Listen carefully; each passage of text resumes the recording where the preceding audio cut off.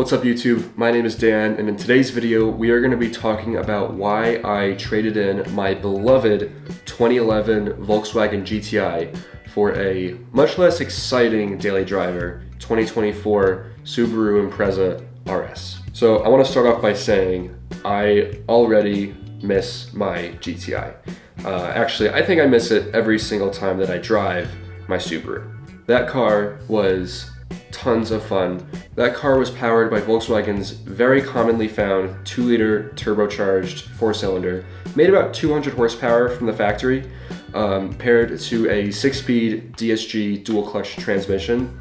That combo was tons of fun. And of course, front wheel drive. GTI was not a Golf R. So lots of fun because on stock power, flooring it, you spun the wheels. And it's not a lot of power, but it was enough to have some fun and, take corners pretty fast, but not enough power to the point where it's dangerous or getting you in any serious trouble.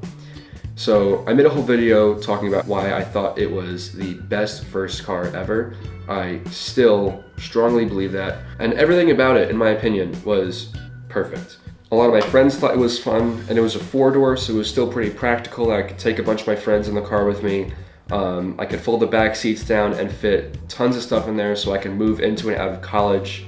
I was able to fit a 50-inch flat screen TV in that car with all of my college stuff that fit in my dorm room. But unfortunately, I did decide to trade it in, and here's why.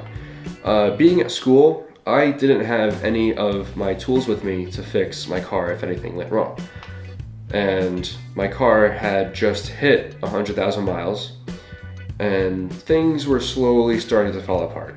The suspension was wearing out, so that was going to need replacing, which usually is exciting because you can put coilovers on, but that's at least $1,000 right there.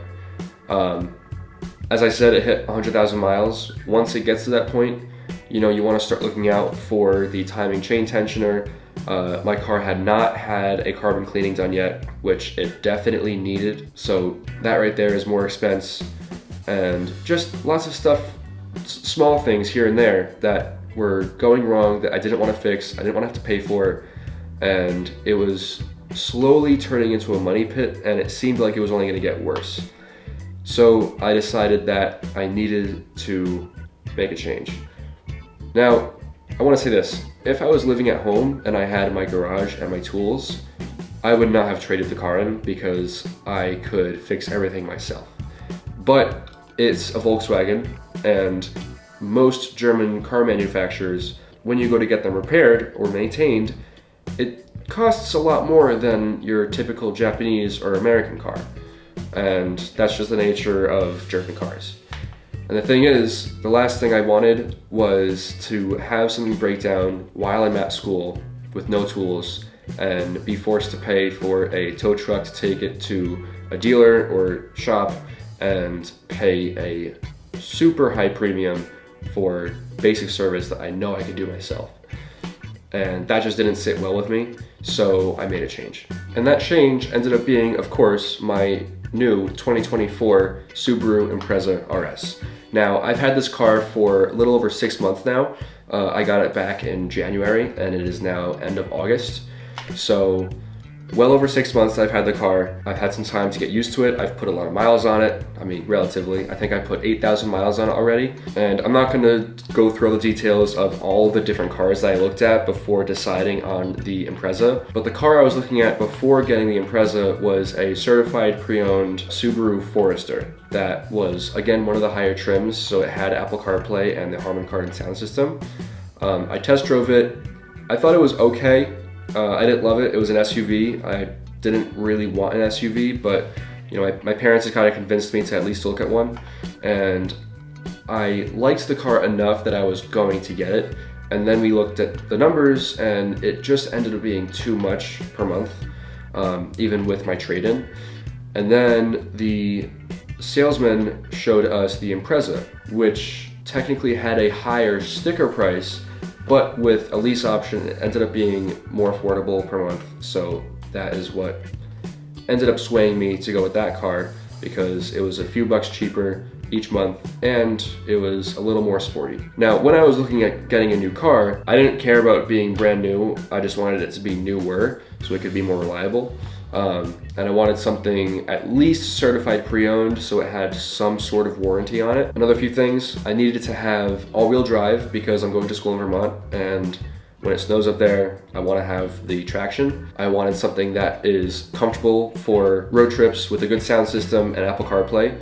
That was all a must because I do a lot of driving up and down from school, as well as road trips at school, because in Vermont, you know, it's long drives to go hiking and skiing, so I want to be comfortable in my car for all those drives. The last thing was I needed it to be a little fun. Obviously, if I'm looking for something that is affordable and reliable, well, everyone knows the 3-part Venn diagram for cars, and if you have something that is affordable and reliable, you don't get performance with that. So I wanted something that was pretty affordable, but not the cheapest thing, and pretty reliable, but maybe not like Toyota reliability, and have just a little bit of fun in there. And the Impreza kind of hit that sweet spot because it has enough power so that you're comfortable passing people and getting on the highway, but it's certainly no GTI. It does have a CVT, however, I will say, for a CVT, it is really good. It doesn't feel like a Honda. At one point in time, I was driving a 2019 Honda Civic. I hated how that car drove. Not the handling, just the power. It was extremely sluggish. I felt personally that there was no difference between 25% throttle and full throttle. When I floored it, the engine got louder, but I did not feel like I was going any faster.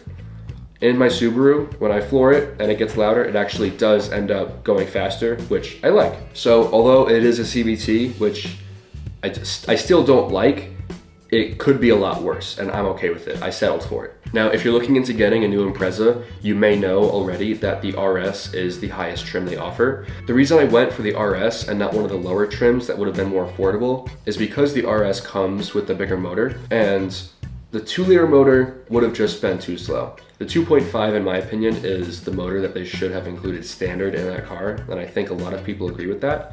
The 2-liter is for people who never floor their car ever, and they just need something that drives, and they don't care at all about passing power. And it also gets a few extra miles per gallon. The 2.5 liter has a bit more power. It's just a little bit sportier. It's by no means a sports car, but it's more fun than the standard 2-liter boxer engine that the lower level Imprezas come with. The other reason that I chose the RS is because the RS is the only trim of the Impreza that you can get the Harman Kardon sound system in, and as I said before, a premium sound system was a must-have for me. The nice thing though is that the RS, although it's the highest trim level, it's not all that much more expensive than the base model. The Impreza really did check off every box for me. It was reliable, had good gas mileage, it had enough of a fun aspect to it that it wasn't slow and sluggish, and it had the good sound system, very comfortable interior, some pretty cool tech features that I certainly don't need but are really nice to have, like the adaptive cruise control. That's really nice to have on the highway, especially in traffic. I didn't realize that it was going to work in stop and go traffic, but it does. So when I'm in traffic, I hit 2 buttons and I keep my hands on the wheel, but the car essentially drives for me in traffic, which is so nice. And of course, it's a Subaru, so they have their fantastic symmetrical all-wheel drive system, which is great in Vermont, which is also why so many people in Vermont have Subarus. If you don't know already, it is a running joke that everybody in Vermont and their mom has a Subaru, and it's true. And now I am part of that cult. So that just about does it. That is why I traded in my 2011 Volkswagen GTI project car. That was a very fun daily driver for this less exciting but much needed upgrade to my 2024 Impreza RS.